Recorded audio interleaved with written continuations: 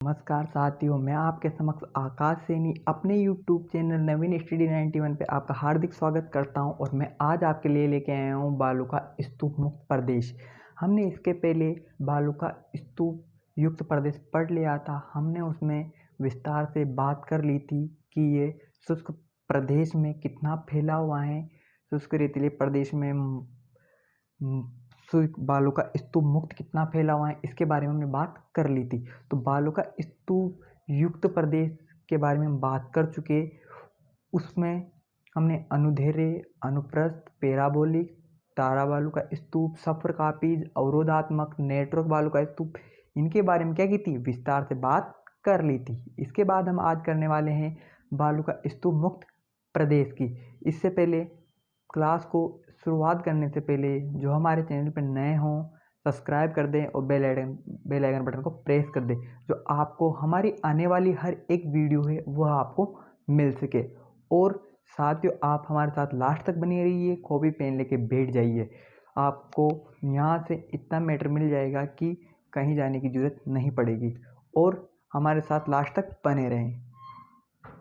बालू का स्तूप मुक्त प्रदेश हैं जो कितने प्रतिशत भूभाग में फैला हुआ है, तो ये है 41.50% भूभाग में फैला हुआ है। और बालू का स्तूप युक्त प्रदेश कितने भाग में फैला हुआ था, 58.50% भूभाग में फैला हुआ था। और बालू का स्तूप मुक्त प्रदेश को पहचाना कैसे जाएगा, तो जहाँ रेत के धोरे नहीं पाए जाते। क्या नहीं होते, जहाँ रेत के धोरे नहीं पाए जाते उसे बालू का स्तूप मुक्त प्रदेश कहते हैं। और ये बालू का स्तूप मुक्त प्रदेश है जो किसे कहते हैं, तो ये है, इसकी परिभाषा है, मान लो इतने, वह क्षेत्र जहाँ चट्टानों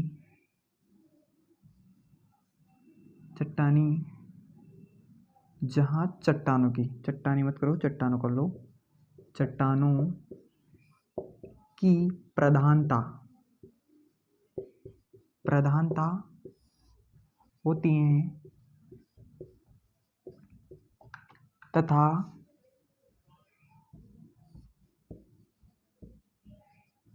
बालू का स्तूपों का अभाव होता है।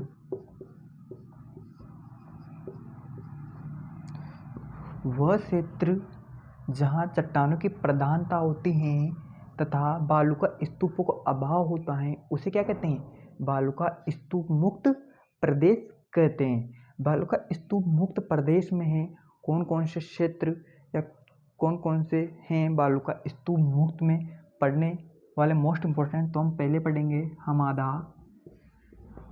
हमादा, रेग, मगरा, लाटीसीरीज,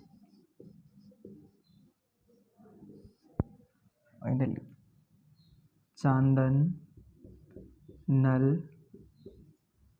कूप, आकलगांव,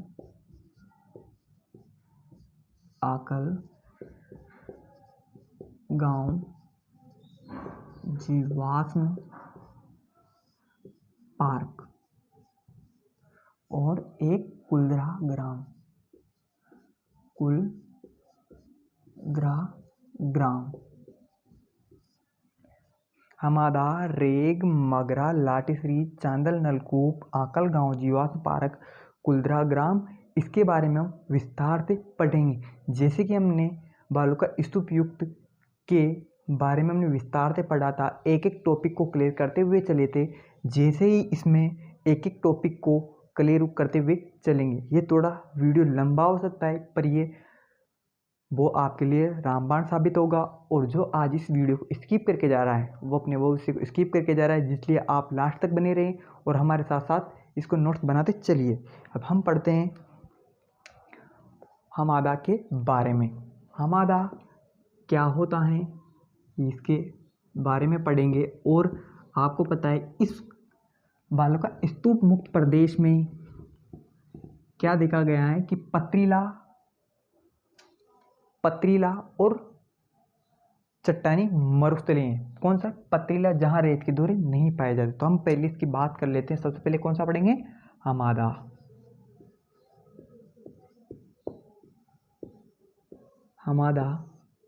हमादा की बात करेंगे तो मैं आपको नक्शे में समझा देता हूं।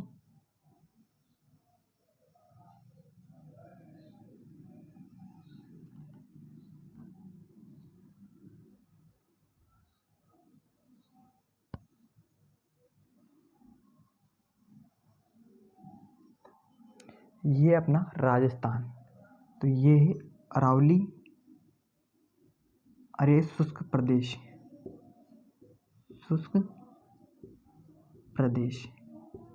ये अर्ध शुष्क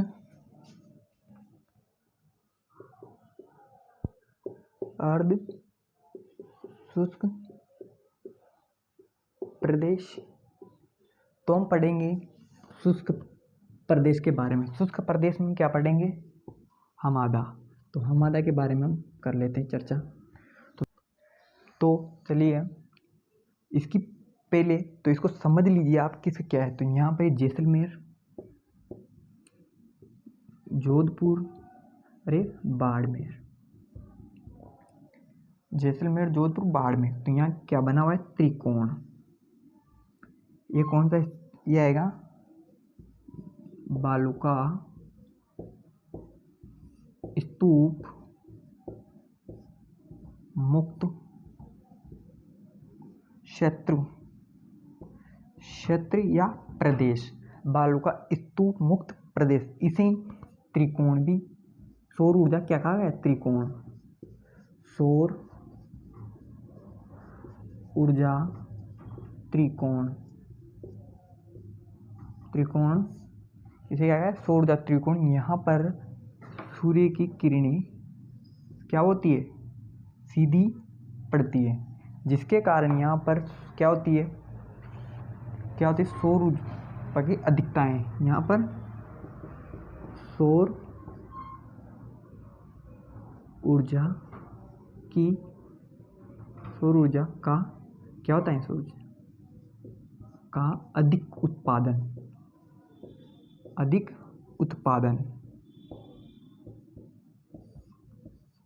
क्या होता है? यहाँ पर सौर ऊर्जा का अधिक उत्पादन। सौर ऊर्जा का अधिक उत्पादन होता है तो यहाँ पर सीज, तो यहाँ पर क्या हुआ? सीज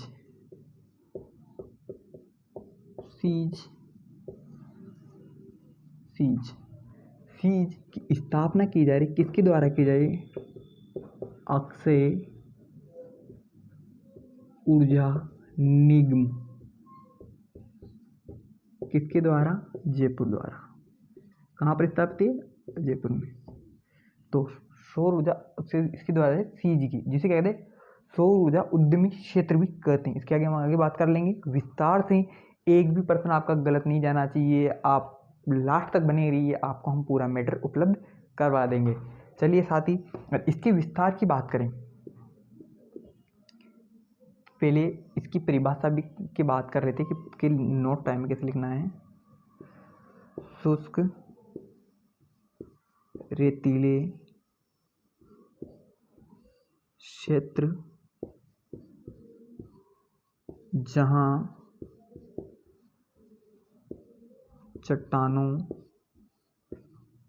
चट्टानी तथा पथरीला मरुस्थल।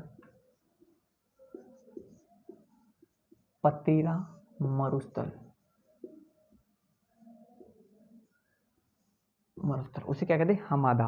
और हमादा के विस्तार की बात करें, ये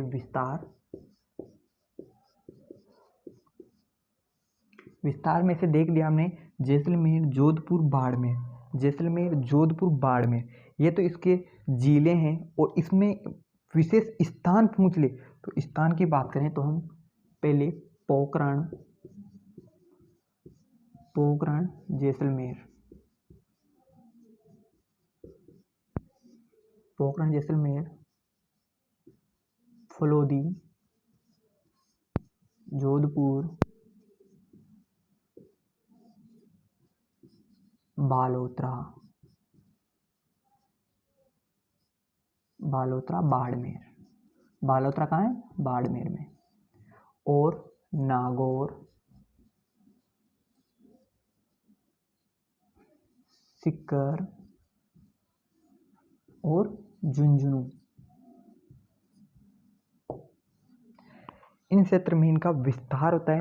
पोखरण जैसलमेर, फलोदी, जोधपुर, बालोतरा, बाड़मेर, नागौर, सीकर, झुंझुनू, इसमें इसका विस्तार है। और यहाँ से क्वेश्चन क्या पूछ लिया जाता है कि सीज और सेज क्या होते हैं और उसमें अंतर बताइए। तो वहाँ पर ये 15 शब्दों में पूछ लिया जाता है कभी कभी। तो उसमें क्या लिखना है, तो आपको आगे चलते हैं और साथ के साथ उतारते चलिए। और आपको उतारना नहीं आ रहा हो भी तो आप समझ लीजिए और इसके बाद आप वीडियो को बाद में देख लीजिए और विस्तार से उतार लीजिए। तो सीज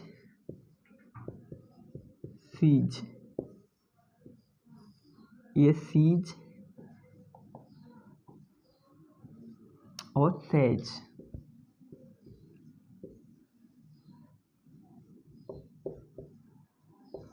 सीज SEEZ, सीज SEG, सेज। ये क्या होता है? ये अक्षय किसके द्वारा स्थापना की गई? अक्षय ऊर्जा निगम किसने, कहाँ पर है? जयपुर में। और सेज की स्थापना किसने की?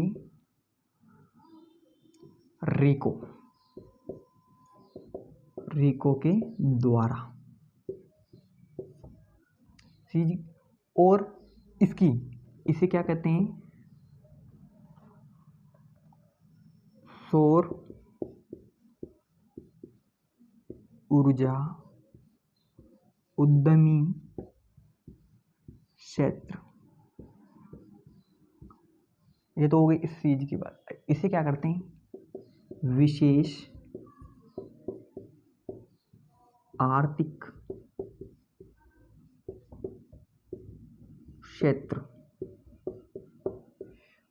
कि क्वेश्चन कैसे पूछ लेते हैं? सीज और सेज में अंतर बताइए और 15-15 शब्दों में लिखिए। तो 15-15 शब्दों में लिखने के लिए आपको पता होना चाहिए कि कितना लिखना है, कहाँ से लिखेंगे, तो वही से विस्तार से देखते चल रहे हैं। तो सीज में अंतर। सेज अक्षय ऊर्जा निगम जयपुर द्वारा स्थापित किया गया सौर ऊर्जा उद्यमी क्षेत्र। इसे सोलर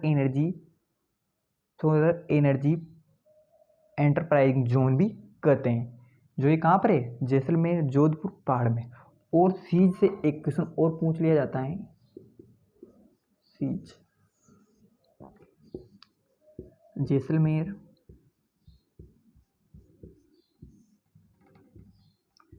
जोधपुर, बाड़मेर। तो यहाँ क्वेश्चन कैसे पूछा जाता है? प्रथम सौर ऊर्जा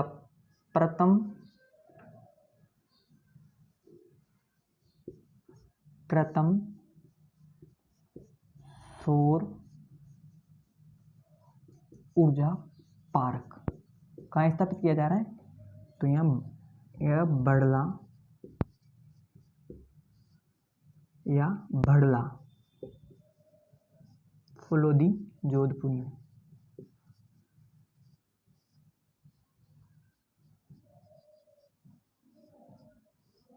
बच्चों साथ के साथ क्वेश्चन को उतारते चलिए कि क्वेश्चन कैसे करने हैं। नोट में उतारना है, नोट टाइप में। और दूसरा सौर ऊर्जा पार्क, नोक,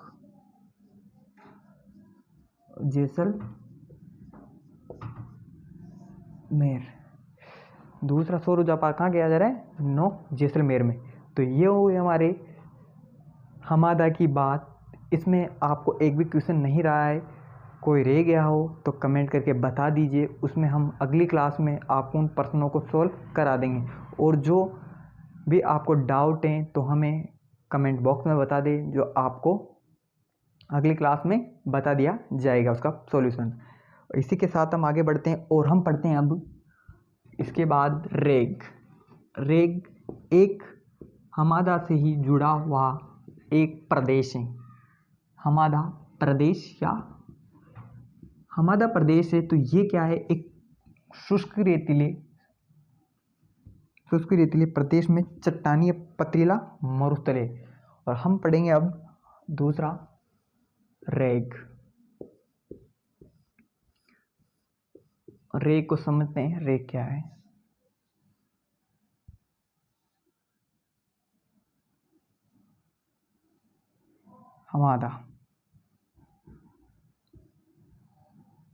हमादा के चारों ओर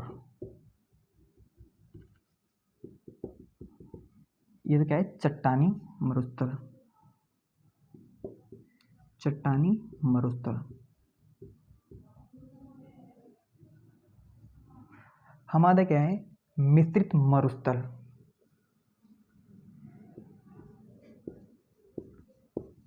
मिश्रित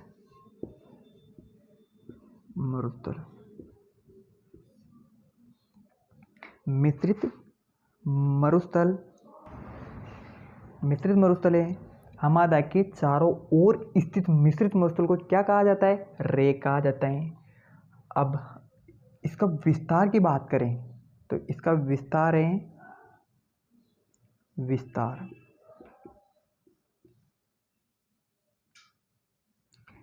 पहले तो हम पोखरण,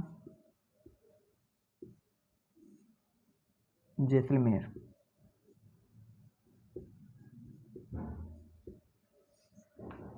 फलोदी,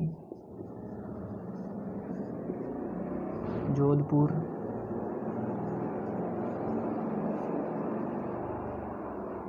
बालोतरा, बाड़मेर,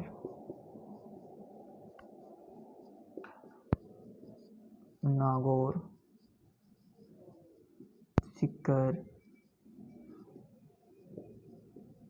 झुंझुनू ये रेग हैं जो पोखरण, जैसलमेर, फलोदी, जोधपुर, बालोतरा, बाड़मेर, नागौर, सीकर, झुंझुनू में फैला हुआ एक बालू का स्तूप मुक्त का प्रदेश है। और जो हमारी क्लास को आज पहली बार ले रहे हैं वो हमारे चैनल को सब्सक्राइब कर दें और बेल आइकन बटन को प्रेस कर दें, जो आपको हमारी आने वाली वीडियो है सबसे पहले प्राप्त हो सके और आप भी एक भी वीडियो के लिए नहीं चुके। और आपको हमारी वीडियो अच्छी लग रही हो तो इसे शेयर भी करें और कमेंट भी कर दें। और आपको कोई डाउट हो तो हमारे कमेंट बॉक्स में कर दें, जिससे आपको हमारी आने वाली अगली वीडियो है उसमें हम आपका सॉल्यूशन करा सकें। उसी के साथ चलिए हम आगे पढ़ते हैं मगरा। मगरा क्या होता है इसके बारे में हम देखते हैं कि मगरा क्या है। मगरा उदयपुर में स्थानीय भाषा में कहा गया शब्द है। क्या है? स्थानीय भाषा मगरा उदयपुर का। तो हम तीसरे नंबर पे लेते हैं मगरा।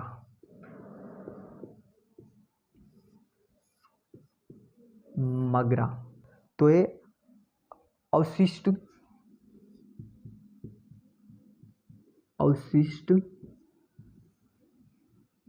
पहाड़ी क्षेत्र मगरा जो कहाँ फैला हुआ है? इसको पहले ये क्या है? मगरा क्या है? तो ये मगरा है जो ये हमादा के ही उसमें से पढ़ने वाला टॉपिक है। इसमें हम अवशिष्ट के बारे में पढ़ेंगे। ये मगरा शब्द आते हैं, आपको कहाँ पर जाना है? डायरेक्ट उदयपुर, बालोतरा, बाड़मेर से इसका विस्तार है इसका विस्तार की बात कर लें। विस्तार साथ ही साथ के साथ उतारते चलिए। तो इसके विस्तार की बात करें तो बालोतरा,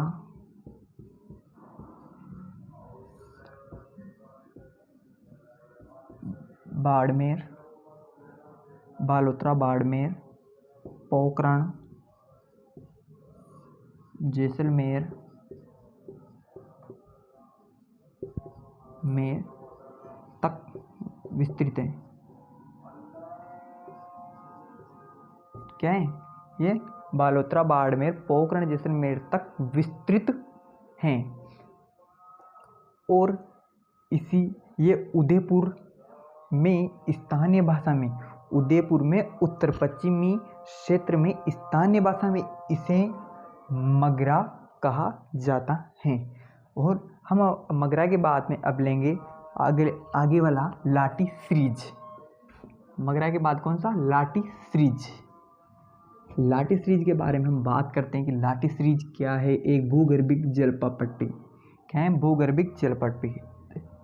हम चौथा लेते हैं लाठी सीरीज।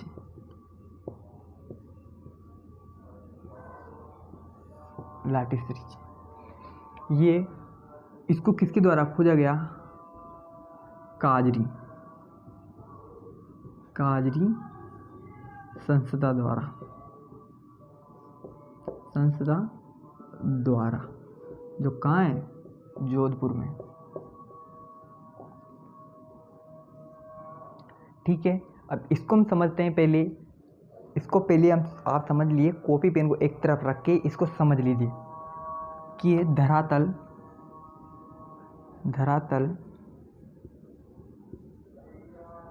धरातल के नीचे ये क्या है? एक भूगर्भिक जल प्रपट्टी। भूगर्भीय जल पट्टी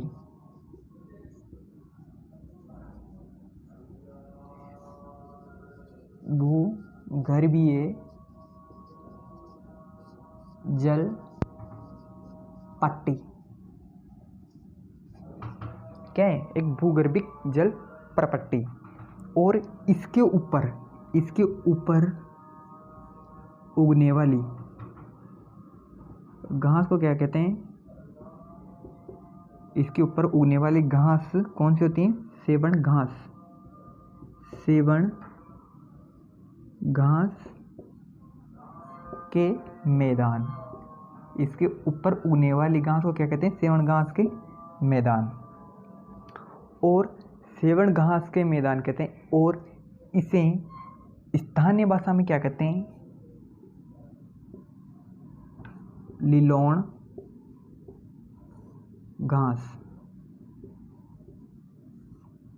घास कहते हैं। और ये इसको इधर लिख लेते हैं।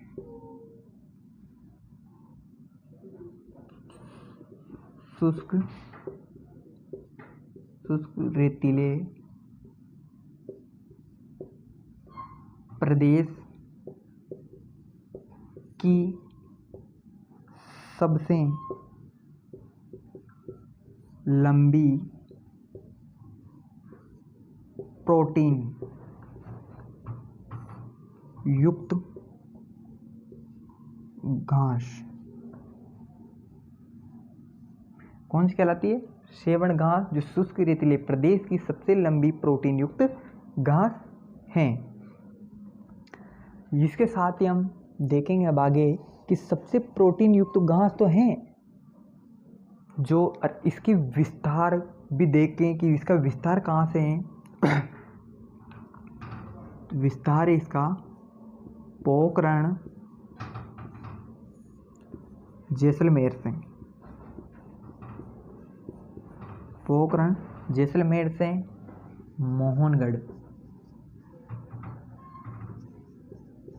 मोहनगढ़ तक कितना? 64 किलोमीटर तक इसका विस्तार है। और इसका वैज्ञानिक नाम की बात करें, इसका क्या करें? वैज्ञानिक नाम की बात करें तो इसका वैज्ञानिक नाम है सेवण घास का। सेवण घास का वैज्ञानिक नाम क्या है? लिसिथुरस लिसिथूरस सिडिकुस। लिसिथूरस सिडिकुस इसका वैज्ञानिक नाम है। और इसको आगे देख ले हैं, इसमें और क्या मोस्ट इम्पोर्टेंट चीज़ें हैं। और इसे जो हमारा राज्य पक्षी हैं गोडावण, उसकी प्रजनन स्थली भी सेवण घास को ही कहा जाता है, क्योंकि यहाँ पर गोडावण जो पक्षी है वह अपने अंडे सेवण घास में ही देता है, इसलिए इसे सेवण घास को प्रजनन स्थली भी कहा जाता है, गोडावण की प्रजनन स्थली। लाटी सीरीज को नकलिस्तान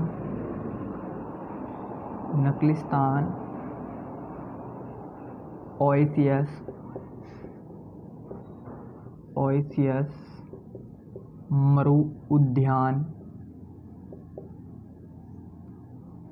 भी कहा जाता है। और लाटी सीरीज को पारिस्थितिकी तंत्र में सर्वश्रेष्ठ उदाहरण भी देखा जाता है। तो ये हुई हमारे लाटी सीरीज की बात। हम चांदल नलकूप के बारे में बात कर रहे थे कि चांदल नलकूप जैसलमेर में चांदल नामक स्थान पर स्थित नलकूप जहाँ से आसपास के क्षेत्र में जलापूर्ति होती है, किसे कहते हैं कि चांदल नलकूप। जैसलमेर में चांदल नामक स्थान पर जिस स्थित नलकूप जहाँ से आसपास के क्षेत्र में जलापूर्ति होती है उसे क्या कहते हैं, चांदल नलकूप। और इसको समझ लीजिए कि धरातल के नीचे एक पाइप डाल के भूगर्भिक जलपट्टी, मतलब आपको पता था कि हमादा के विशाल भंडार है, हमादा के आसपास लाटी सीरीज के नीचे के विशाल भंडार है, तो ये भी उस चांदल नलकूप लाटी सीरीज का एक भाग है। तो इसके ने पाइप डाल के पानी निकाला जाता है चांदल, तो जो पानी निकाला जाता है उसके आसपास के क्षेत्र में क्या होती है, इसमें पानी की जलापूर्ति होती है, उसे क्या कहते हैं, चांदल नलकूप। और चांदल नलकूप पानी की आपूर्ति मतलब पूर्ति होती है, उसे क्या कहते हैं, थार। उसके कारण से थार का गढ़ा कहा जाता है। और चांदल नलकूप किसका उदाहरण है, ये भी क्वेश्चन पूछ लिया जाता है कि चांदल नलकूप किसका उदाहरण है, तो किसका है, भूगर्भिक जलपट्टी का एक सर्वश्रेष्ठ उदाहरण है। और एक चांदल जैसलमेर में थार पारकर नस्ल के लिए एक पशु प्रजनन केंद्र भी स्थापित हैं। तो ये हुई हमारी बात चांदल नलकूप के बारे में। हमने चांदल नलकूप के बारे में देख लिया था। हम देख रहे थे आकलगांव जीवाश्म पार्क, तो ये आकलउड पास में पार्क भी कहा जाता है। जैसलमेर के राष्ट्रीय मरु उद्यान में आकलगांव स्थान जहाँ पर जुरेसिक काल की प्राकृतिक वनस्पति के अवशेष मिले हैं, जुरेसिक कालीन प्राकृतिक अवशेष मिले हैं। तो राजस्थान में जुरेसिक कालीन के अवशेष कहाँ मिले हैं, आकलगांव जीवाश्म पार्क में और राष्ट्रीय मरु उद्यान जैसलमेर में, जो ये पश्चिमी मरुस्थलीय प्रदेश का ही भाग हैं। और कुलधरा ग्राम की बात करें तो हम कुलधरा ग्राम को देख लेते हैं। जैसलमेर के कुलधरा ग्राम से जुरेसिक कालीन डायनासोर के अवशेष मिले हैं। किसके मिले हैं, डायनासोर के अवशेष मिले। कहाँ से, ये कुलधरा ग्राम से मिले। ये कौन से, इसके काल के, तो जुरेसिक कालीन अवशेष मिले। और यहाँ पर ही कुलधरा ग्राम में वेल मछली के शाख से मिले, जिससे मैंने आपको पश्चिम मरुस्थलीय प्रदेश में शुरू में पढ़ाया था, जब भी बोल देता है कि ये यहाँ पर किसका भाग है, टेटिस सागर का भाग है। और यहाँ पर कैक्टस गार्डन की स्थापना भी की जा रही है। इसी के साथ आज हमारी क्लास पूरी होती है।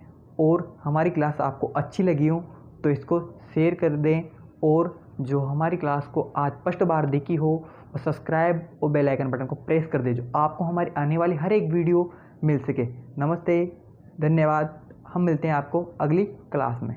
Thank you.